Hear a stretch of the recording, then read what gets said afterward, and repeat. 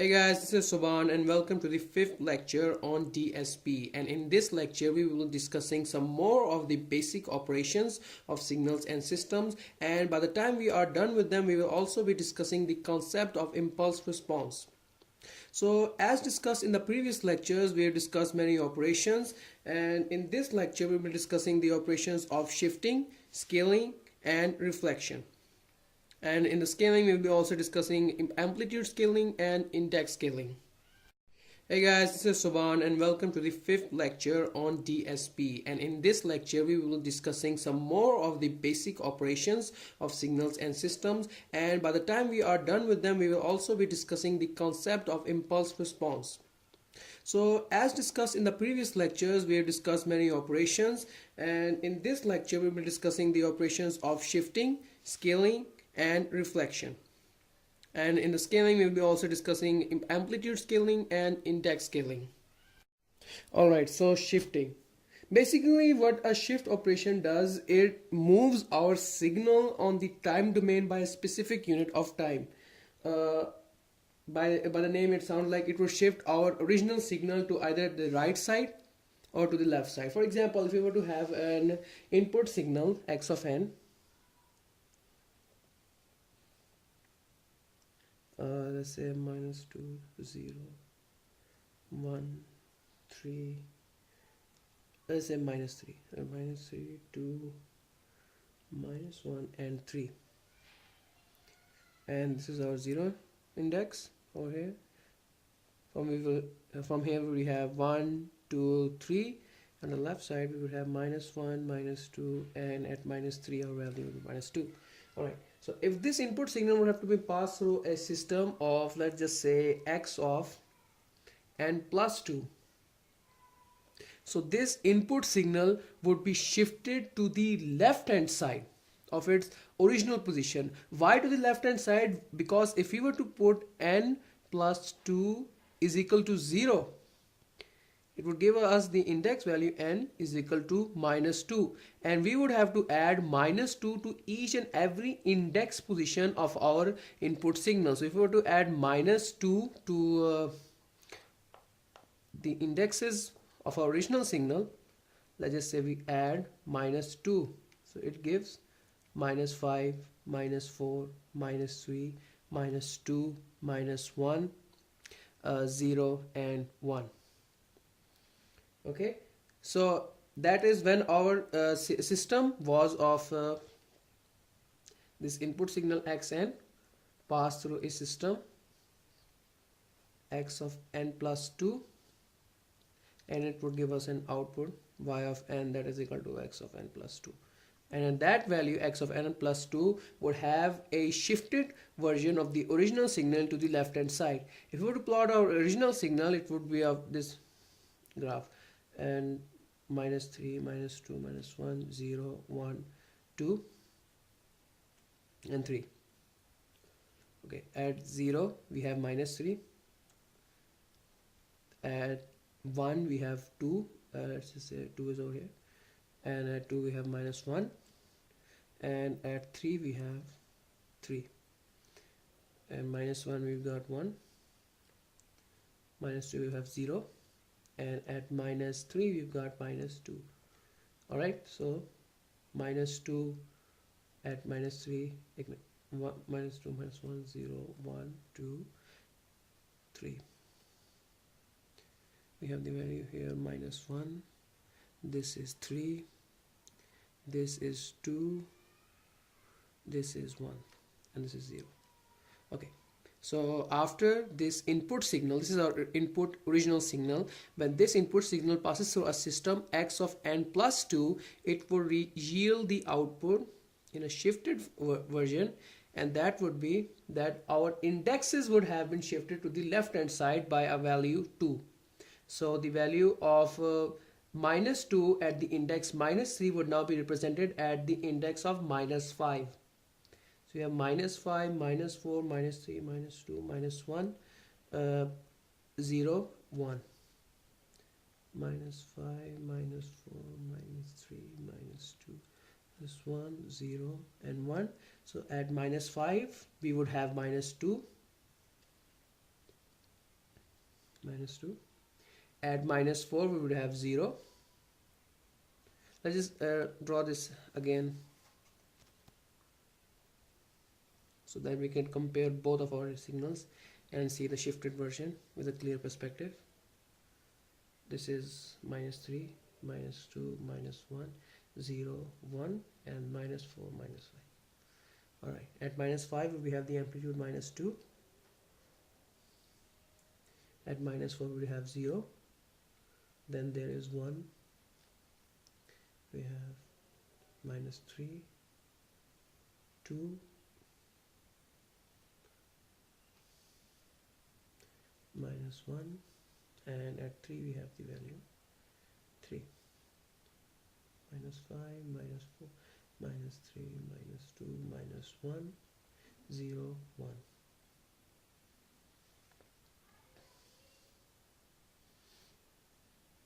1, well, magnitude 1. At minus 2 index we have the value 3, minus 3, minus 1 we've got 2, and at 0 we have minus 1, and at 1 we have 3. So this is our shifted version of the original signal to the left hand side by a value of 2, minus 2. As we can see from this graph, our signal has been shifted to the left hand side by an amount 2. Now if we were to have a signal of a system of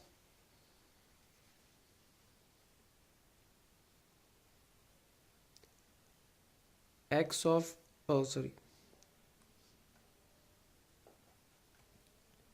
x of n minus 2, it would shift our original signal to the right hand side, because n minus 2 when put is equal to 0 would yield n is equal to 2. So we would have to add plus 2 to each and every index of our original signal. So this, when added, these index would yield minus 1, 0, 1, 2, 3, 4, 5. Again, our original signal. So this is our output signal when the input signal passes through a system of x n minus 2. As we can see from this graph, our signal has shifted to the right hand side now by a value of 2. So this is the shifting property, the shifting operation. Now let's move over to the scaling operation. Alright, so scaling. In scaling we will be discussing its types, that are amplitude scaling and index scaling. First let's move over to the amplitude scaling. In amplitude scaling, what we basically do is that, for example, we have an input signal x of n, let's say minus 3, 1, 3. This is our 0 index. When it passes through a system and yields output y of n is equal to k of x of n. This k is any constant value. We can say, for example, in this example we'll say that k is equal to 2. Alright, 2. So we would have to multiply 2 with each and every magnitude value of our original signal. Alright, so y of n would be minus 6, 2, and 6. So if this was our original signal, minus 3, 1, 3,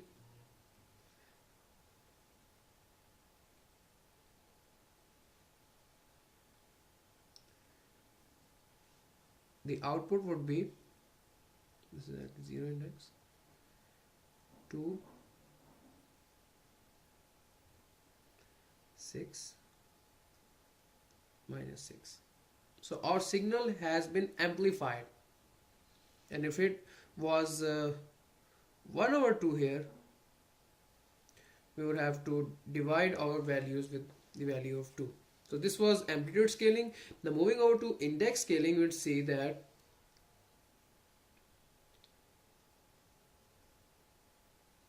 for example we have an input signal x of n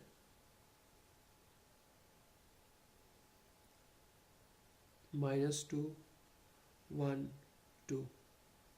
This is a 0 index. Alright, so when this input signal is index scaled, it would yield an output y of n x of kn.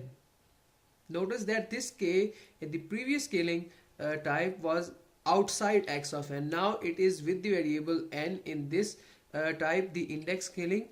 So we would have to multiply or divide our index value, not our magnitude value at the indexes of the original signal, but we would have to multiply or divide, compress or expand our signal in the index scaling. For example, with this signal, input signal x of n, we yield an output, let's just say y of n is equal to x of 2n. So that means we would put 2n is equal to 1 and n is equal to 1 by 2. Now what we have to do is that we have to multiply 1 of 2 with each and every index of our original signal. So if we were to multiply 1 of 2 with minus 1 over 2, it will yield minus 1 over 2, and this would be 0 and this would be 1 of 2. Note that after index scaling, our indexes of the original signal have some fraction values like this and this one. So we would ignore the amplitudes or the values at these indexes. At the fraction indexes we ignore the amplitudes and consider it to be the value 0, and only consider the index that has a whole value, that is 0 in this case. So if this was our original signal at minus 1, it was minus 2, at 0 it had the value 1, and at this is 1, at 1 it had the value 2, 0 1 minus 1. Now after index scale, this signal would be only this at 0. At minus 1 it would be 0, and at 1 it would also be 0. Why? Because now our indexes are minus 1 over 2 and 1 over 2. So we ignore fraction indexes, magnitudes, and only consider the whole value in indexes.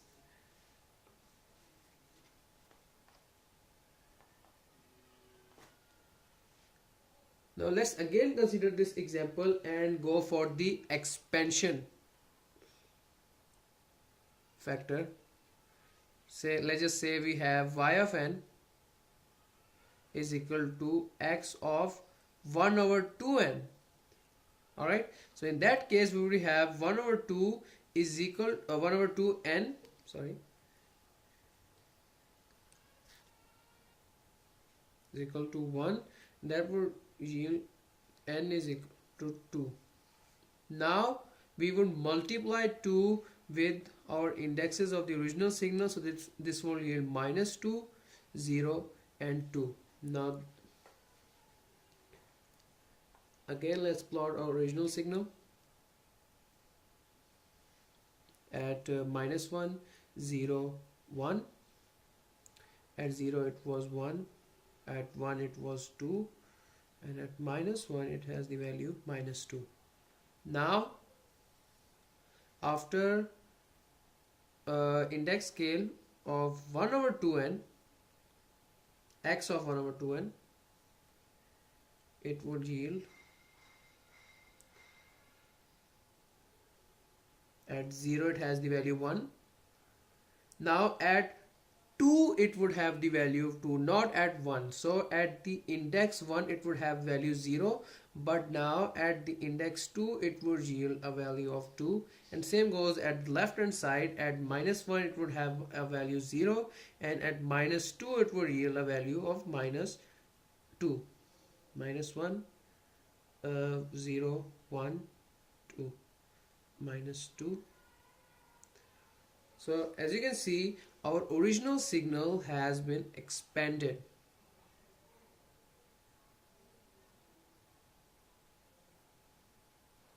So this was index scaling and the whole topic of scaling operation. Now moving over to the reflection operation. So reflection, also known as mirror operation. Let's consider an input signal again, x of n, minus 2, 1 and 2, and 1 we have 0 index. In reflection, all we have to do is, this is minus 2. If this is our input signal, when passed to a reflection system, it would yield an output y of n of x of minus n.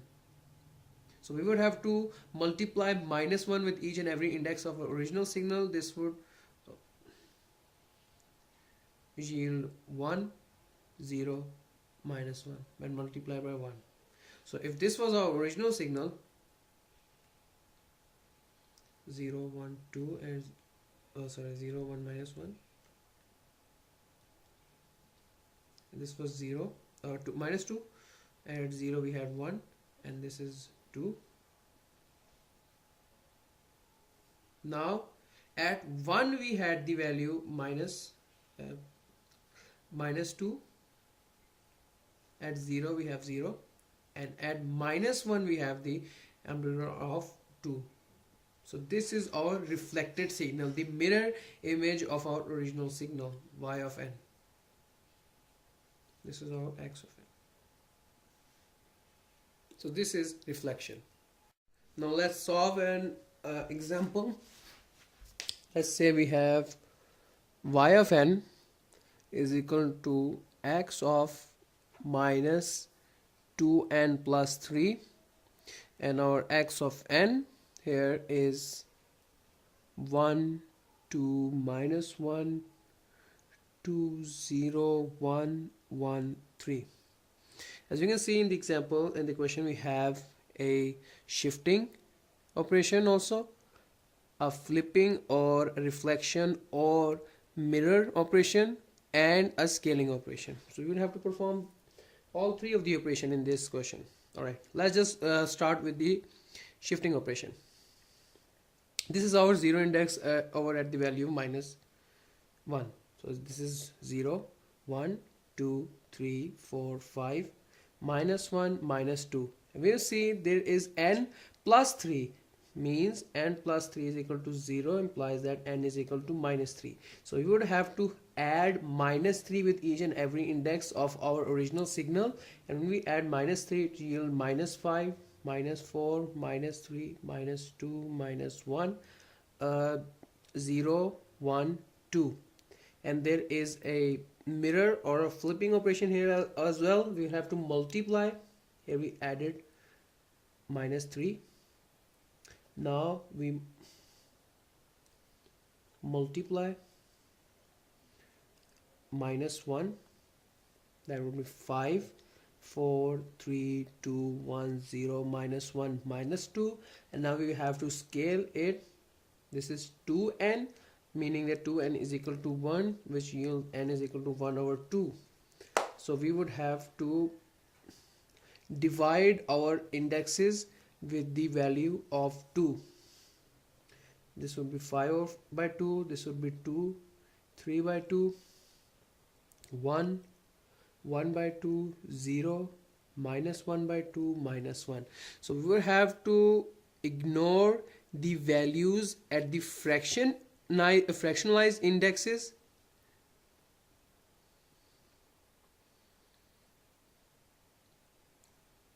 So we would only have to consider these indexes, and at these indexes we have 2, and 1 2. So our output signal would be at 0 it is 1, at -1 it is 3,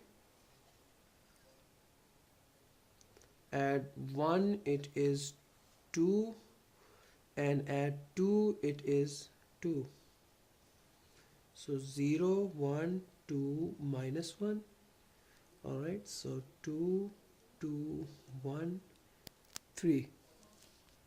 Alright, now let's try and understand the concept of impulse response of a system. In the previous lectures we have discussed that an impulse signal is so that we have delta of t whose value is 1 at the index 0 and is 0 in each and every index except that value 0. So except 0 it would have a value of 0 everywhere, but at 0 it would have a value of 1. At 0 it has 1 and it is 0 in all every places. So the response of a system when a unit impulse signal is fed to it is known as an impulse response of a system. We have an impulse signal and pass through a system would yield an impulse response of that system.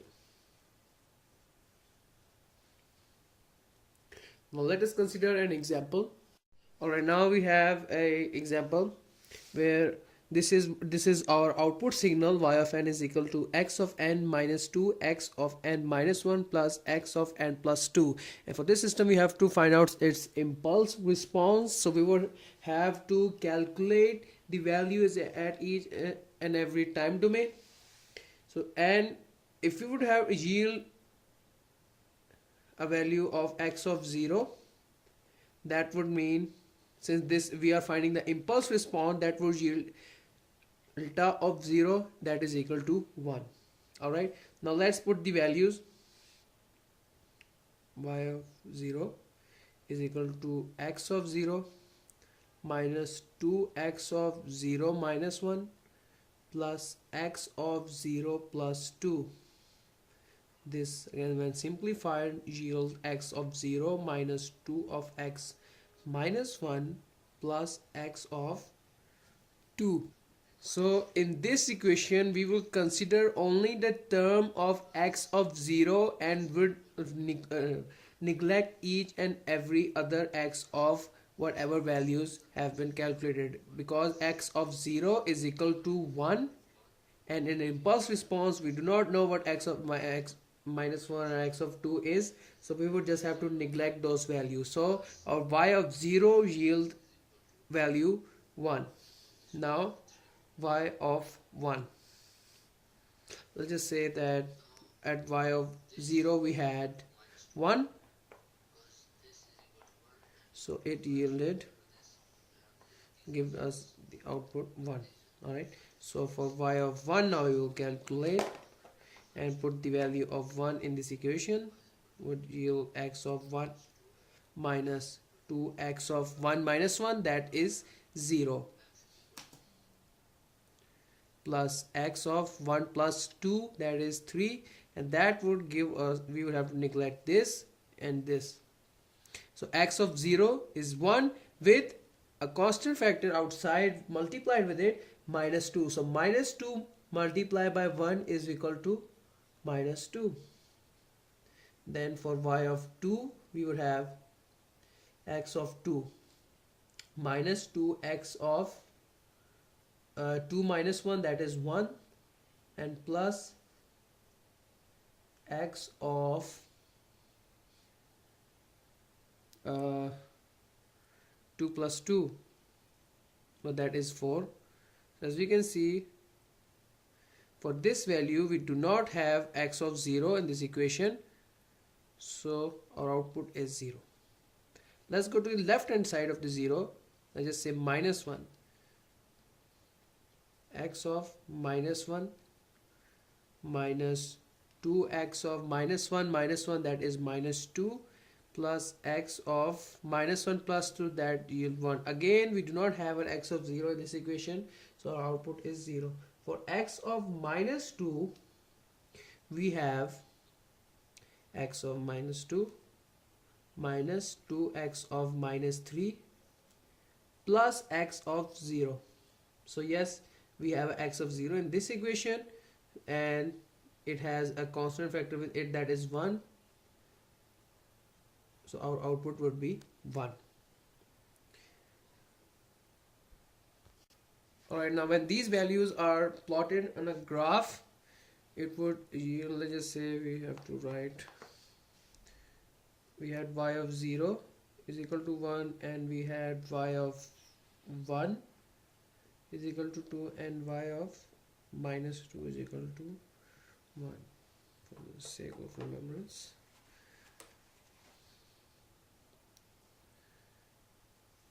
Our output would be y of n at 0 it was 1, at 1 it has the value, it was minus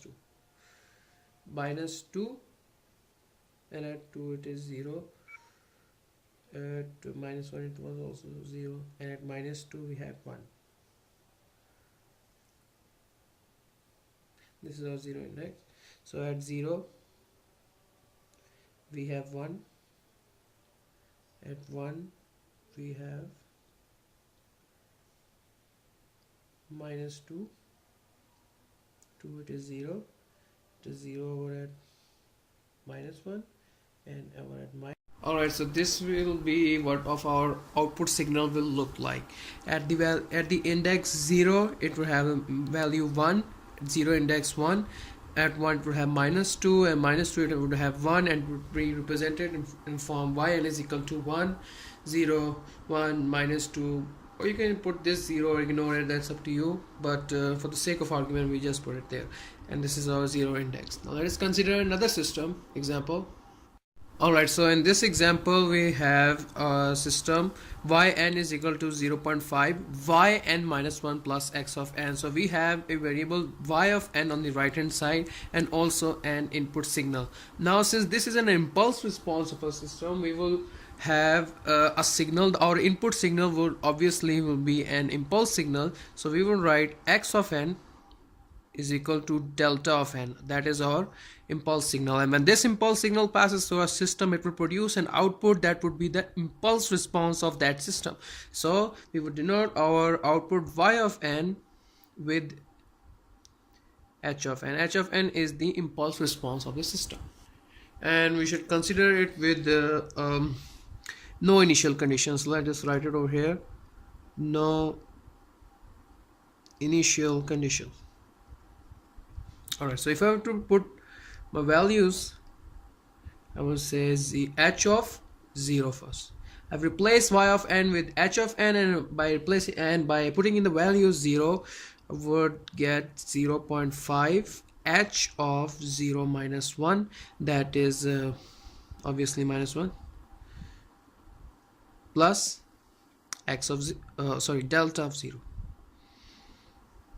We can also write it of x of 0, because we know that x of n is equal to delta of n.